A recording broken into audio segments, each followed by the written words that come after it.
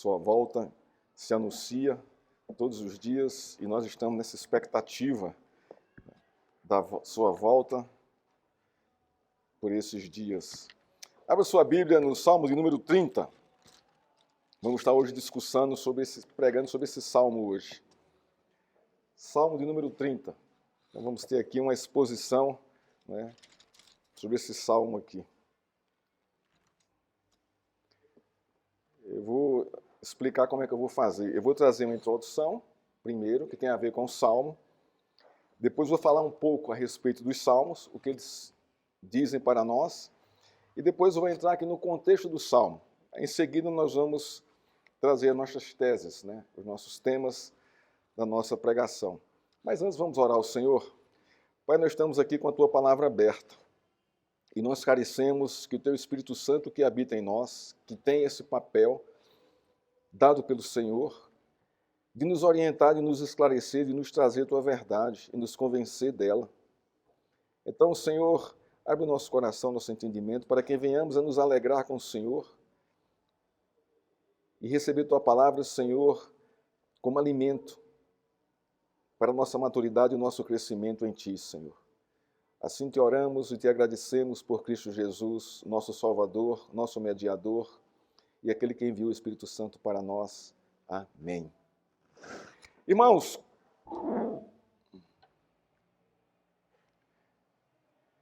quando eu era criança, o meu desejo era jogar futebol no time da praia. Nessa época eu morava na praia, lá em João Pessoa. Então, a gente sabe que... Desculpa. Esse era o meu desejo. Isso, com frequência, não acontecia. Eu sempre ficava de fora ou era colocado no golzinho. Ficava ali parado no gol. Mas eu percebia que o dono da bola sempre jogava, mesmo sendo um perna de pau. Seu time perdendo, lá estava ele jogando em outro time. Percebi que a chave mestra era a bola. Então, no meu aniversário, eu pedi uma bola de couro de presente. Na semana seguinte, lá estava eu com a bola de couro debaixo do braço. Não deu outra. Joguei até cansar. Mas algo aconteceu. A bola de couro fez meu orgulho subir a cabeça. Eu tinha uma bola de couro e todos queriam jogar com ela. Me tornei o rei da pelada da praia por causa da bola de couro. Me senti o cara, pois agora, em toda pelada, eu fazia meu próprio time, que eu tinha a bola de couro. Agora vamos ler aqui o salmo de número 30. Diz assim a palavra de Deus: Eu te exaltarei, Senhor, porque tu me livraste e não permitiste que os meus inimigos se alegrassem contra mim. Senhor meu Deus, clamei a ti por socorro, e tu me curastes. Senhor, da sepultura fizeste subir a minha alma, preservaste minha vida, para que não descesse ao abismo. Cantem louvores ao Senhor, vocês que são seus santos, e deem graças ao seu santo nome. Porque a sua ira dura só um momento, mas o seu favor dura a vida inteira. O choro pode durar uma noite, mas a alegria vem pela manhã. Eu disse na minha prosperidade, jamais serei abalado. Tu, Senhor, por teu favor, fizeste permanecer forte a minha montanha. Apenas voltaste o rosto, fiquei logo com medo. Por ti, Senhor, clamei. Ao Senhor implorei. Que proveito obterás no meu sangue quando debaixo da cova? Será que o pó é capaz de te louvar? Poderá ele declarar a tua verdade? Ouve, Senhor, e tem compaixão de mim. Sê tu, Senhor, meu auxílio. Tornaste o meu pranto em dança alegre. Tiraste o meu pano de saco e me cingiste de alegria, para que o meu espírito te cante louvores e não se cale. Senhor Deus meu, graças te darei para sempre. Irmãos, o Salmo 30, é um momento da vida de Davi semelhante ao que passei sendo dono da bola de couro. Sua prosperidade encheu seu coração de orgulho e ele disse no verso 6, jamais serei abalado. Foi a mesma presunção que tive, jamais ficarei fora de uma pelada, com a bola de couro debaixo do braço. O que Davi não esperava, no contexto do Salmo, era que Deus virasse o rosto dele. E isso aconteceu, e o pavor tomou conta do seu coração. O que eu não esperava era que a bola de couro estourasse. E assim aconteceu. Todo o meu orgulho foi junto com ela. Passei a ficar na lista de espera para poder jogar e jogar no golzinho de novo. O contexto do Salmo, irmãos. O contexto desse Salmo, segundo alguns comentaristas, diz respeito ao censo feito por Davi sem a permissão de Deus em 2 Samuel 24. Isso trouxe grande orgulho ao coração do rei. Contudo, uma grande peste feriu a nação, matando 70 mil pessoas. E Davi foi atingido por essa peste, no contexto aqui do Salmo. Isso está em 2 Samuel 24. O fato deixou o rei profundamente aflito, angustiado e enfermo e perturbado. Isto fez com que Davi se humilhasse diante de Deus, implorando por sua misericórdia em favor dele e do povo. Os salmos, irmãos, revelam de um modo geral a fraqueza do povo de Deus e a sua poderosa mão socorrendo este povo. Os salmos revelam as variadas experiências e emoções do povo de Deus, da sua igreja, com seus altos e baixos, em relação à sua submissão e obediência a Deus, e Deus discipulando e disciplinando o seu papel, o seu povo. Os salmos descrevem a vida real dos seus autores e do povo de Deus, isso incluindo a mim e a você, desnudando o nosso orgulho, nossa prepotência e a necessidade desesperadora da intervenção de Deus para mudar a nossa vida e tirar de nós o seu juízo. Os salmos revelam a incredulidade, a desesperança, a frieza na fé, os pecados do povo de Deus e o clamor deste povo por salvação e libertação. Irmãos, os salmos retratam a nossa existência. Eles trazem o nosso retrato. Eles não escondem nada das fraquezas humanas nem dos seus autores. Estão todas expostas. Está aqui Davi, sofrendo a consequência do seu orgulho. Olha a frase dele que ele disse: jamais serei abalado. Irmãos, isso é algo assim estarrecedor. Por um homem que era aliançado com Deus, por um homem que conhecia o Senhor. Mas o que foi que aconteceu para o orgulho subir a cabeça de Davi? E ele chegar a esse ponto, a chegar a proferir essa frase. É o que nós vamos fazer aqui, irmãos. O que esse salmo nos ensina? 3 coisas básicas aqui esse salmo nos ensina. Primeira, Deus e a prosperidade bíblica. Segundo, Deus disciplina o seu servo para o entendimento correto da prosperidade. E o terceiro ponto, Deus e a restauração do seu servo. É interessante que o coração do Salmo, irmãos, está no verso 6 e verso 7. O que antecede e o que precede o verso 6 e 7 é justamente isso. Né? O tema central do Salmo se desenvolve a partir desses 2 versos, 6 e 7. É o que nós vamos ver aqui. A nossa primeira proposição aqui, Deus e a prosperidade, no verso 6. A crise de Davi, neste salmo, é revelada no verso 6, quando ele expõe o seu orgulho e sua soberba, dizendo: jamais serei abalado. O contexto do salmo aponta para o censo da nação, em especial a contagem de seus guerreiros. Isso está narrado em 2 Samuel 24. Os versos 8 a 9 de 2 Samuel 24 diz o seguinte: aqui é o contexto do texto, o que está acontecendo para Davi se orgulhar. Assim percorreu toda a terra, e ao cabo de 9 meses e 20 dias, chegaram a Jerusalém. Quem? Aqueles que Davi mandou fazer o censo. Joabe, que foi esse o encarregado do censo, né, deu ao rei o recenseamento do povo. E esse foi o resultado. Havia em Israel 800 mil homens de guerra que puxavam da espada e em Judá 500 mil. A nação tinha um exército de 1.300.000 homens. Davi, no verso 6 do Salmo 30, diz: eu, na minha prosperidade, disse, jamais serei abalado. Nesta afirmação, Davi resume seu orgulho e presunção. Por quê? Minha nação tem um exército de 1.300.000 homens que manejam da espada. Então, eu jamais serei abalado. A nação jamais será abalada. Somos uma nação poderosa. E Davi se orgulhou disso. Orgulho, irmão, significa grande satisfação com o próprio valor e honra. Presunção significa confiança exagerada no próprio valor. São palavras sinônimas, praticamente.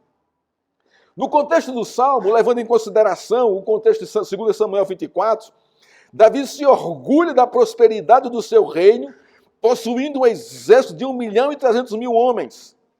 Ele se satisfaz em si mesmo e confia em seu próprio valor como rei de um grande exército, de uma grande nação. Davi deveria ter pensado da seguinte forma: eu sou o dono da bola, como eu pensei naquele contexto.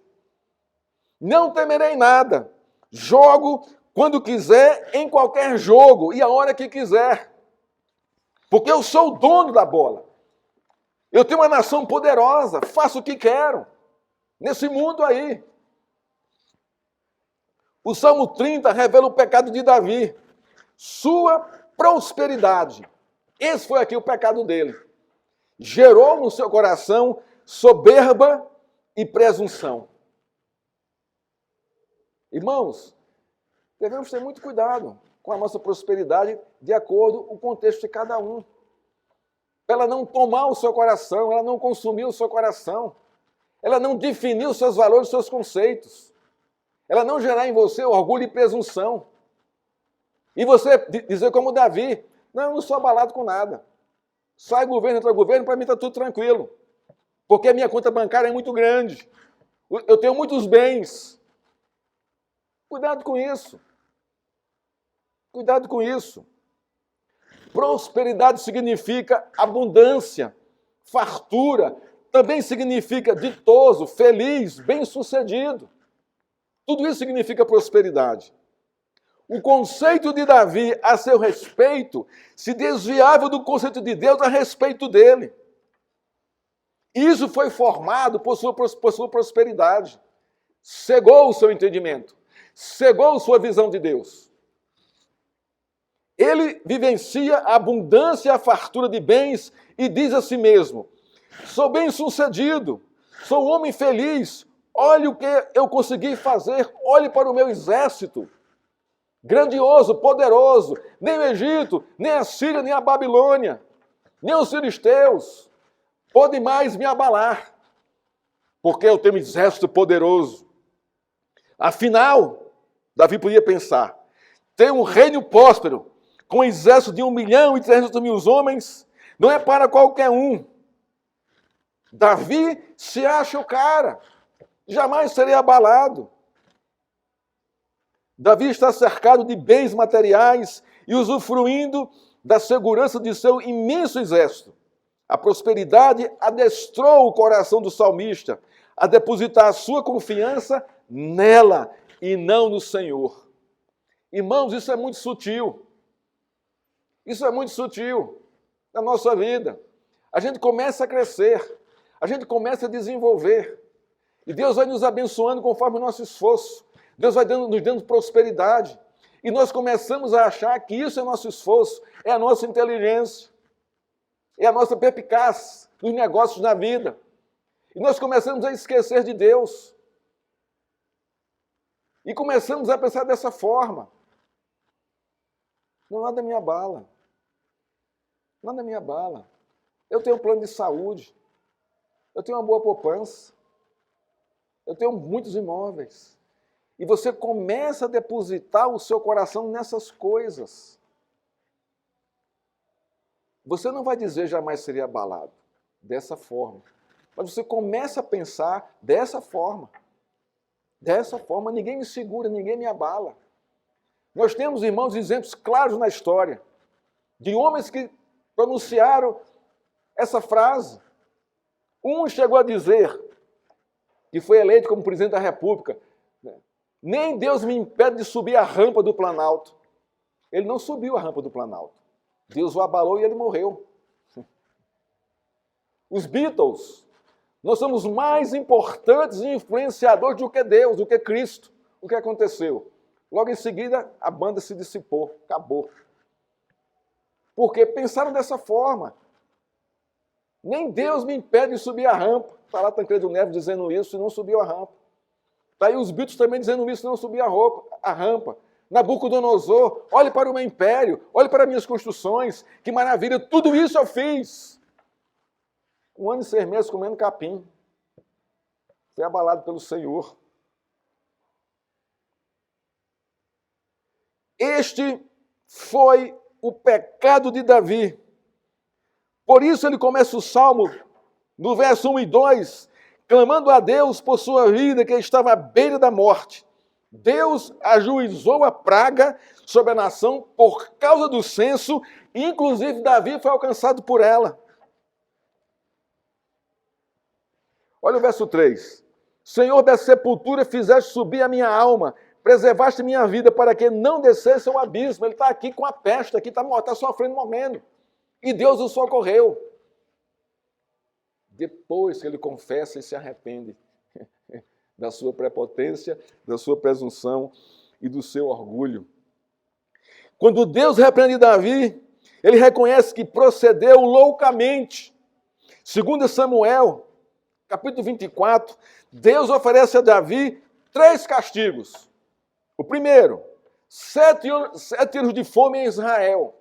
O segundo, 3 meses sob a espada dos seus inimigos. E o terceiro, 3 dias de peste em Israel. Fome, espada e pestes. Os inimigos de Israel, quando a nação quebrava a aliança com Deus. Em todas elas, Deus usava de sua misericórdia. Davi, irmãos, escolhe cair nas mãos de Deus, porque as mãos do Senhor são cheias de misericórdia. Deus envia a peste, e em 3 dias, 70 mil homens morreram pelo juízo de Deus. No contexto de 2 Samuel, capítulo 24, Davi aprendeu uma grande lição. A mão do juízo do Senhor é cheia de graça e misericórdia. Porque só atingiu, irmãos, 70 mil homens e livrou Davi da morte. Perguntamos então, irmãos, ao texto, prosperidade é pecado? E respondemos, sim e não. Sim, quando ela se torna o Deus da sua vida, quando ela governa o seu coração, quando ela se torna o único meio que traz segurança para a sua vida. Quando ela lhe torna avarento. Esta realidade chega com muita sutileza e poder, destruindo o temor do Senhor, transferindo a confiança no Senhor para a confiança nas coisas materiais. Aí sim é pecado. É pecado. Há uma passagem, irmãos, no Evangelho de Lucas, capítulo 12, versos 13 a 21, onde Jesus, por meio de uma parábola, reprova a ambição pela prosperidade de um homem que se transformou em avareza. Jesus conclui a parábola dos versos 20 e 21, chamando o homem de louco. Você é louco, que esta noite te pedirão a tua alma. E o que tens preparado, para quem será? Assim, irmãos, é o que entesoura para si e não é rico para com Deus. Assim são todos aqueles que são prósperos para si mesmos, querem mais e mais e mais. E não sabem repartir a sua prosperidade, não sabem compartilhar a sua prosperidade material. Para Jesus é uma loucura trocar a confiança em Deus pelos bens materiais, que aparentemente achamos que nos dão segurança e conforto. Na verdade, nos dão um conforto, mas não um conforto eterno. É um conforto momentâneo. Basta Deus virar o rosto de você. E você cair enfermo. Seus bens materiais não vão trazer felicidade. Não vão, irmãos. Não vai. Quando a prosperidade não é pecado, irmãos.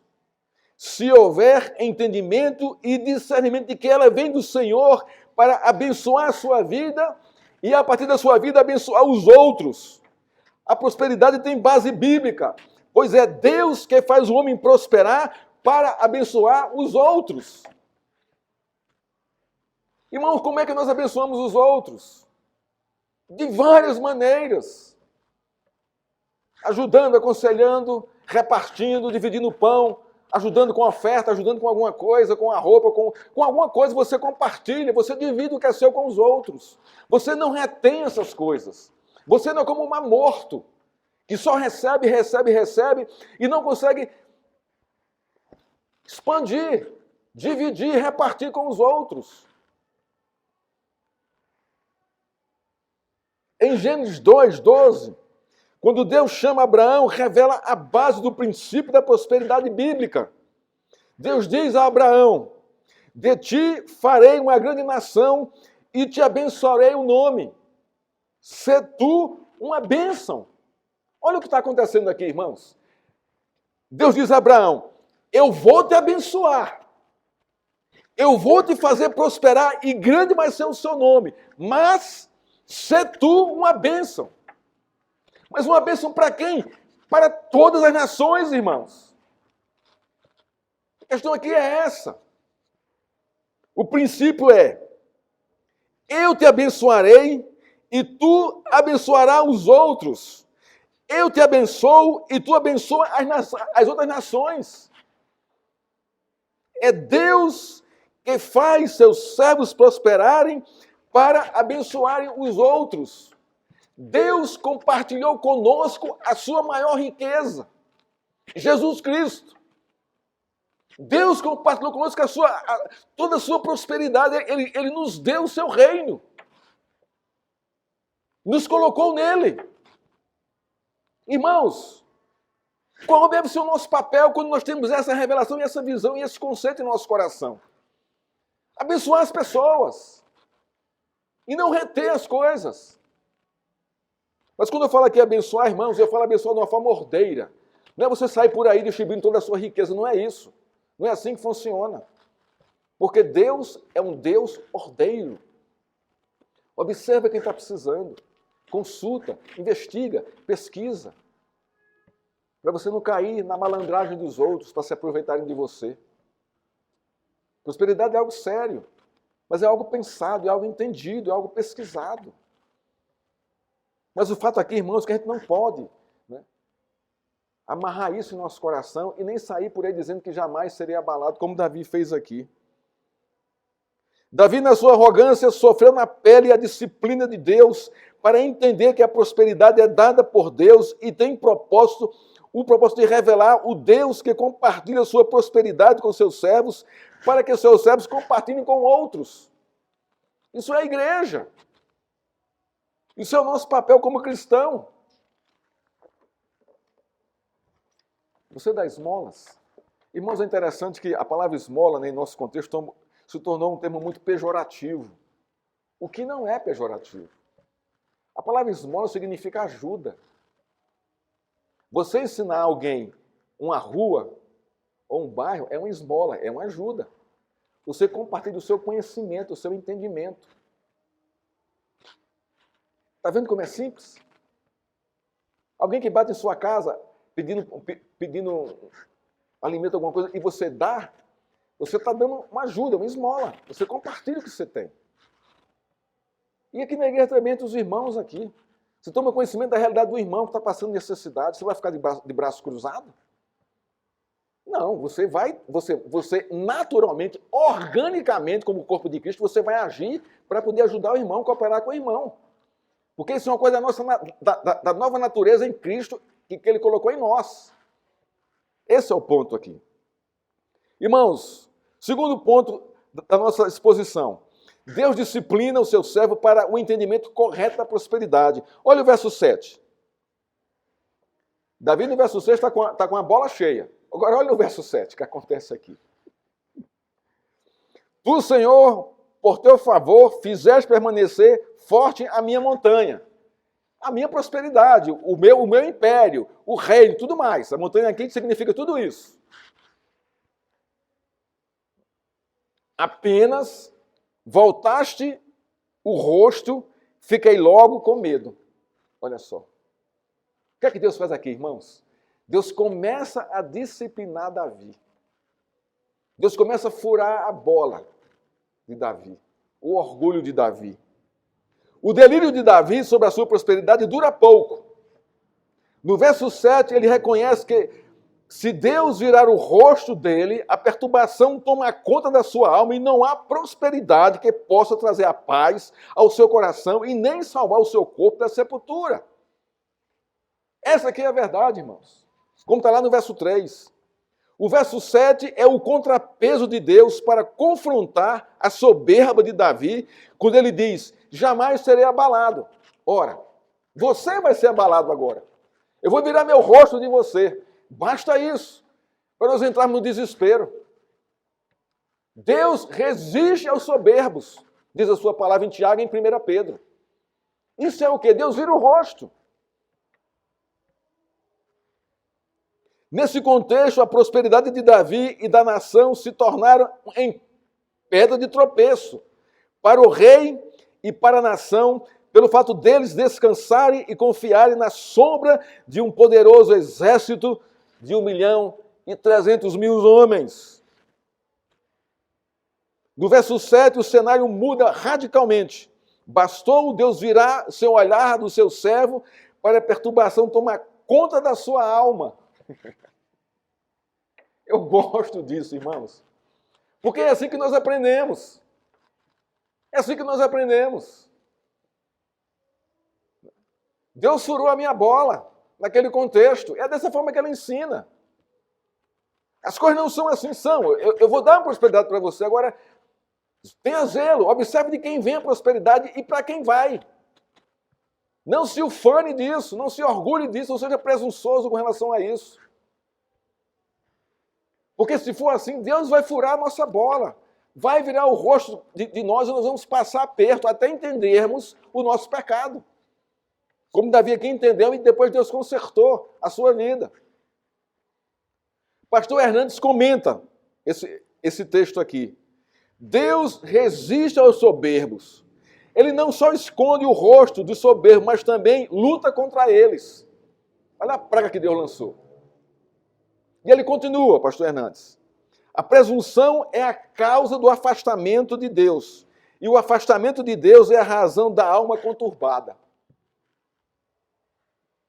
Jamais serei abalado. Já está longe demais de Deus. Quando você chega a esse conceito, a esse entendimento.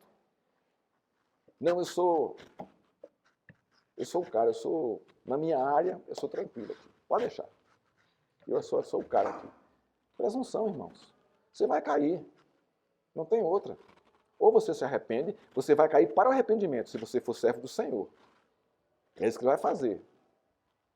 Então, como ensina aqui, não sejamos presunçosos com relação a isso. Não tenhamos um conceito de nós mesmos além do conceito que Deus tem de nós mesmos.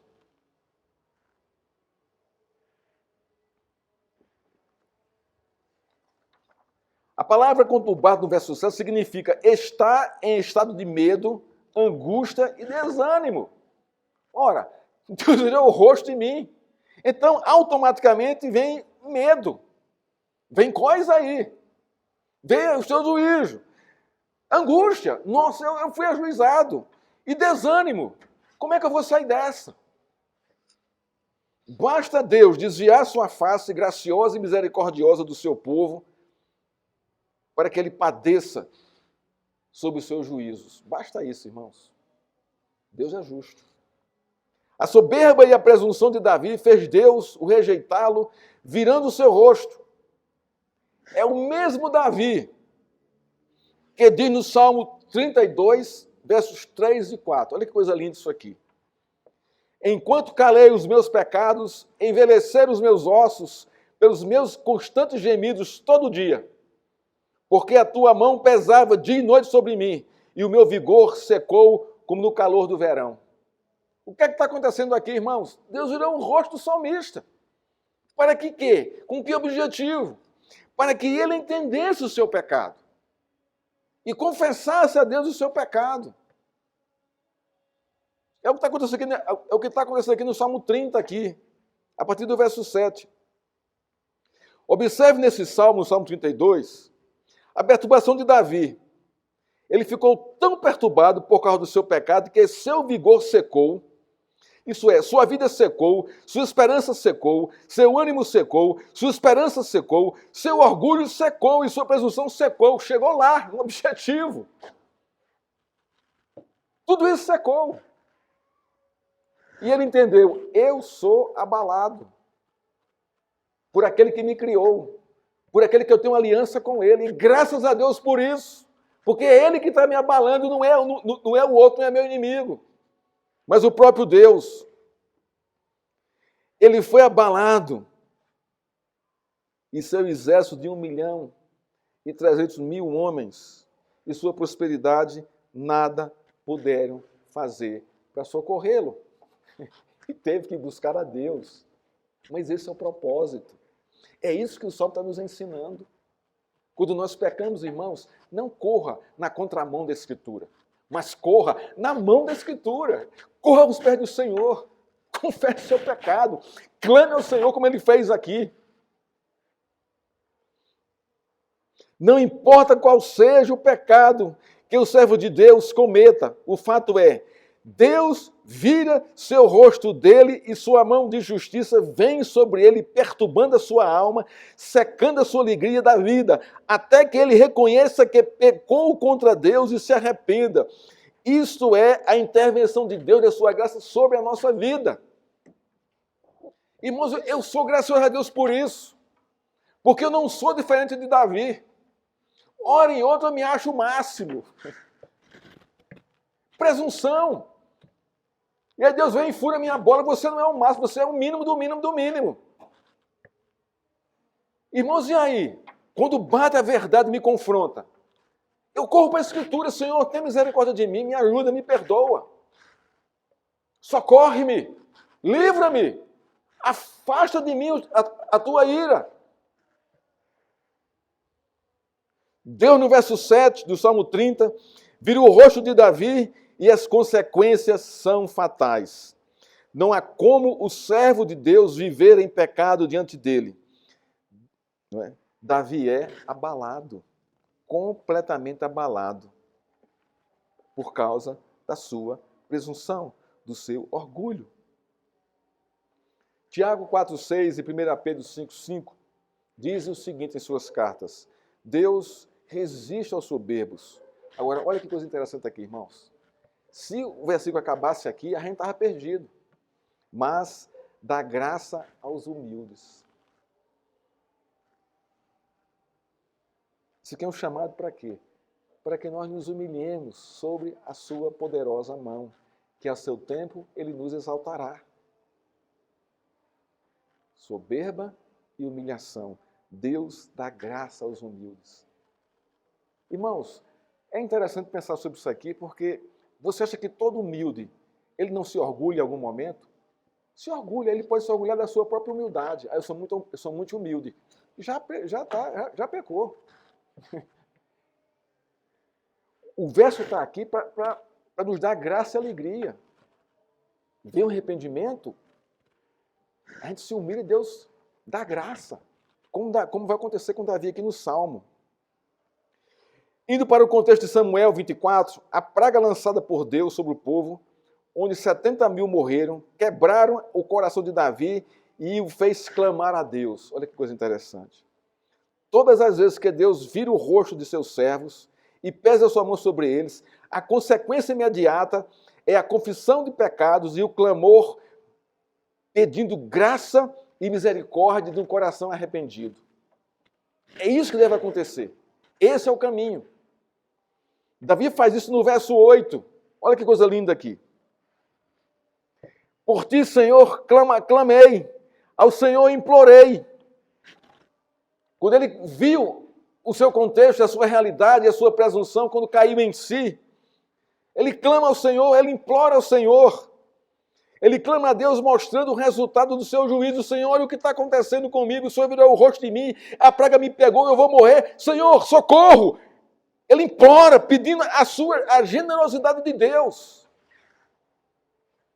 Deus, por sua disciplina, leva seu servo ao arrependimento, ao clamor e a implorar seu favor, fazendo Davi entender o significado da prosperidade bíblica. E em quem ele deve depositar toda a sua confiança, para não ser abalado. Nele, não nas coisas. Eu gosto do verso 8, irmãos, porque é outro contraste. Né? O verso 7, a gente vê aqui, né, uma situação de desespero. E aqui no 8 ele já caminha para o lugar correto. Ele clama ao Senhor, ele implora ao Senhor, e ele continua. Olha o verso. Ouve, Senhor, tem compaixão de mim, sê tu, Senhor, meu auxílio. Olha só o desespero dele aqui. Terceiro ponto, irmãos, que esse texto nos ensina é justamente o verso 8 ao verso 11. Deus restaurando o seu servo. Deus restaurando a sua comunhão com ele. O contexto do verso 3, né? No contexto do verso 3, a prosperidade de Deus é revelada de modo claro e direto na sua misericórdia e graça, preservando a vida do salmista da morte, dando-lhe fôlego para exaltá-lo e louvá-lo no meio da congregação do povo de Deus. Então, veja só.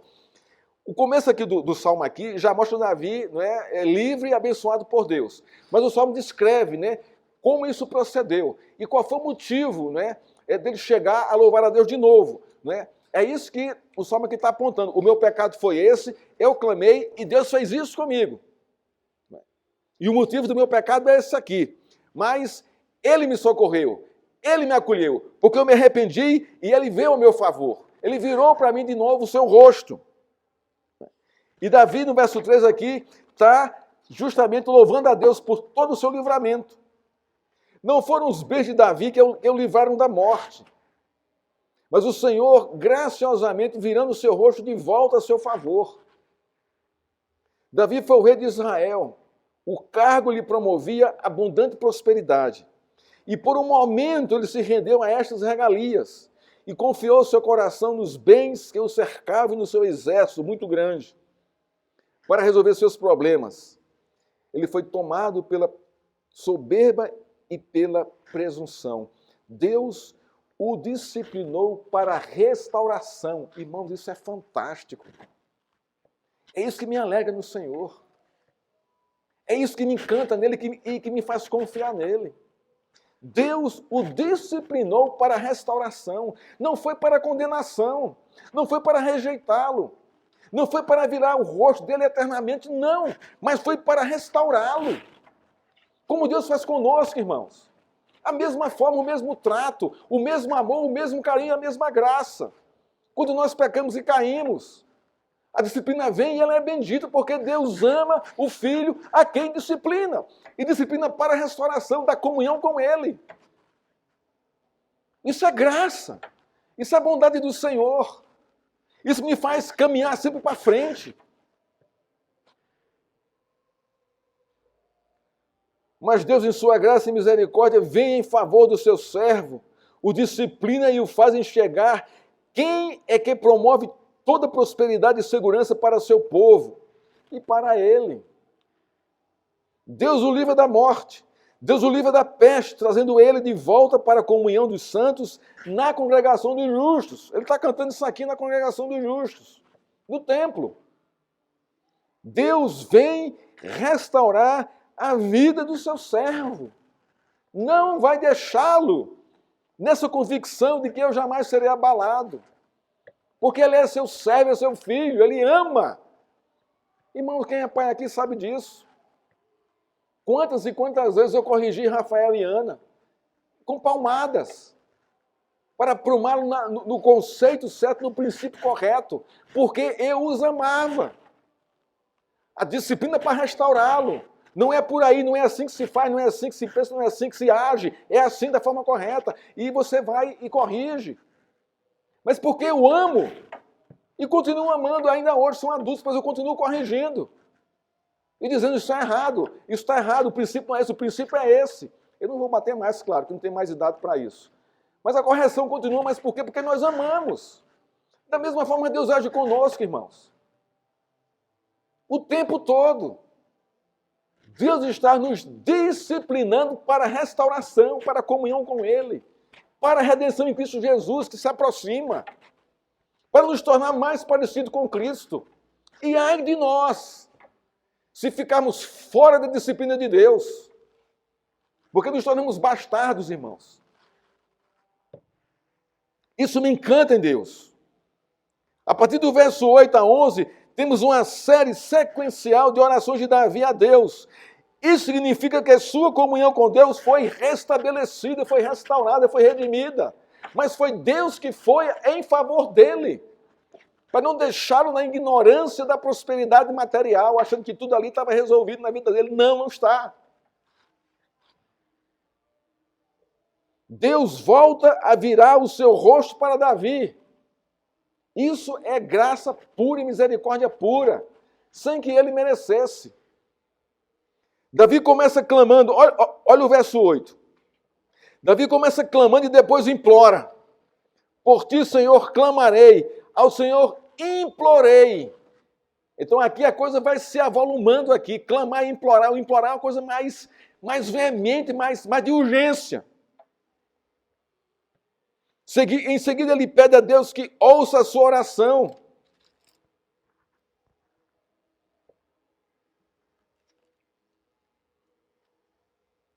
O verso 10, ouve a minha oração. E continua, tenha compaixão de mim. Senhor, me auxilia. Sê meu auxílio. Mas que tipo de auxílio? Ensina-me a viver segundo os teus preceitos. Me ensina a viver segundo os teus conceitos. Não me deixa me envolver de novo, perder o prumo das coisas pela prosperidade.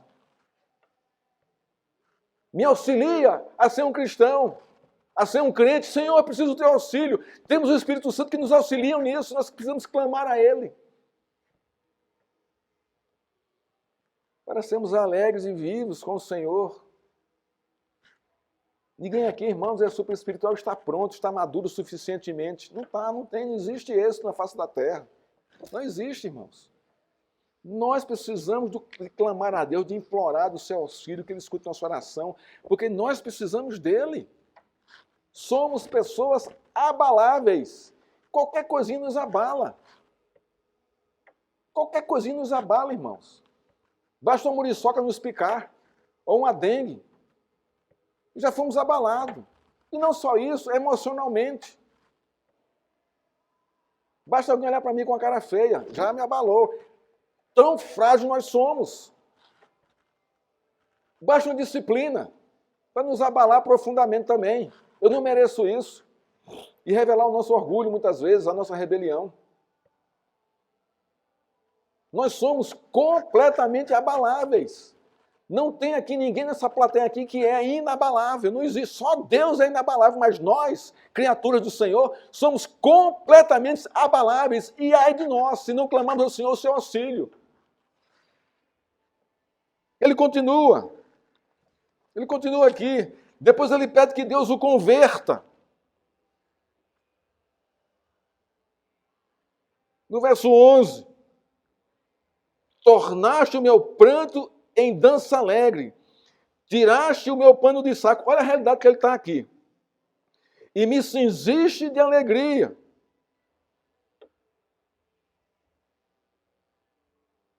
Deus tirou toda a tristeza dele, irmãos. O verso 12 é o ápice da restauração de Deus na vida do salmista. Davi revela o propósito do seu coração restaurado. Olha o que diz o verso 12 no finalzinho. Para que o meu espírito te cante louvores e não se cale. Senhor, Deus meu, graças te darei para sempre.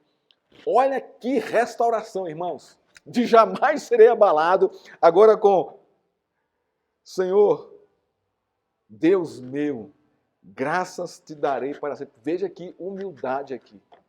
A humilhação do salmista aqui. Eu preciso do Senhor. Não há, irmãos, pecador que seja alcançado pela graça salvadora e restauradora de Deus, que permaneça indiferente a Deus. Não tem esse. Ela é irresistível. Todos que são alcançados por sua graça e misericórdia, sem exceção, ficam em sua presença com o coração dizendo: Senhor Deus meu, graças te darei para sempre. Porque eu não merecia e o Senhor me deu, me salvou, me livrou, me restaurou. Eu lembro, irmão, quando Deus me converteu, foi assim algo impactante. Eu chorava o tempo todo, agradecendo a Deus por algo que eu não merecia. A graça me consumiu ali pela vontade de Deus, não porque eu merecia, que eu era um pecador, ainda sou. Mas ali foi Deus em sua graça e misericórdia, me convencendo dos meus pecados, da sua santidade e da salvação que Ele havia me dado. Irmãos, a sensação é justamente essa. Senhor Deus meu, graças te darei para sempre, por tamanho presente recebido. Há uma poderosa comoção por parte do pecador redimido, em eterna gratidão a Deus por sua graciosa misericórdia, pela sua restauração e pela sua redenção. Essa é a verdade. Está aqui Davi, irmãos, aqui. Um outro homem, completamente mudado e restaurado pela mão de Deus. Davi chama o Senhor de Deus meu. Isto aponta para a comunhão da aliança restauradora. Eu sou de Deus, ele diz, e Deus é meu. Ambos se pertencem pela aliança. Irmãos, Cristo é nosso e nós somos dele. Irmãos, pertencemos a Cristo e Ele pertence a nós pela aliança que Ele fez a nosso favor. Pertencimento. 1 João diz: filhinhos, eu não quero que vocês pequem, mas se vocês pecarem, temos um advogado junto ao Pai, Jesus Cristo justo, que intercede por vocês. É isso que está acontecendo aqui, irmãos, em nossa vida. Eu sou posse dele, Davi diz, e ele é minha posse. Isto aponta para uma relação eterna e inquebrável, indissolúvel, entre Deus e Davi. Nada poderá destruir a aliança de Deus com Davi. Nada. Nem a sua frase jamais seria abalado. Destruiu isso. Irmãos, nada quebra a aliança de Cristo conosco. Nós não podemos quebrar essa aliança. Por mais que você queira, você não consegue fazer isso. Porque Deus jurou por si mesmo. Ele colocou na aliança. E nós não temos como quebrar essa aliança. É como se diz, uma vez salvo, salvo para sempre. Nós não quebramos isso. Paulo, doutrinando a igreja de Roma, no capítulo 8, verso 32 a 34 e verso 37 a 39, nos diz o seguinte, em relação a isso, a esse pertencimento, a essa graça restauradora e redentora de Cristo em nossa vida. O texto diz assim: aquele que não poupou o seu próprio filho, mas por nós todos, por todos nós o entregou, será que não nos dará graciosamente com ele todas as coisas? E aqui ele faz 3 perguntas. Quem tentará acusação contra os eleitos de Deus? Ninguém, irmãos. Ninguém. Porque é Deus quem o justifica. E Deus nos justificando, não há quem possa me acusar de nada contra. Outra pergunta. Quem os condenará?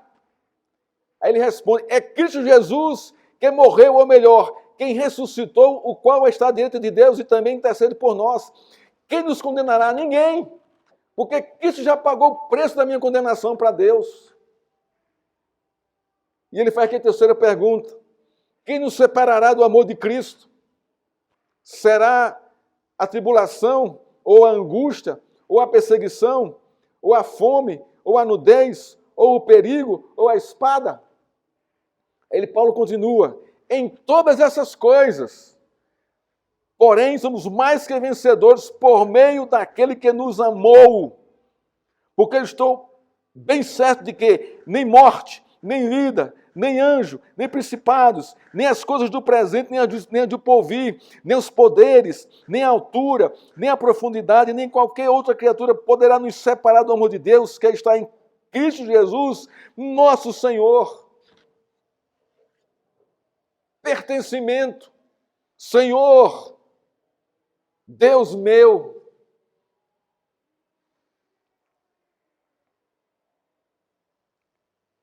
Concluindo, irmãos, a nossa exposição de hoje.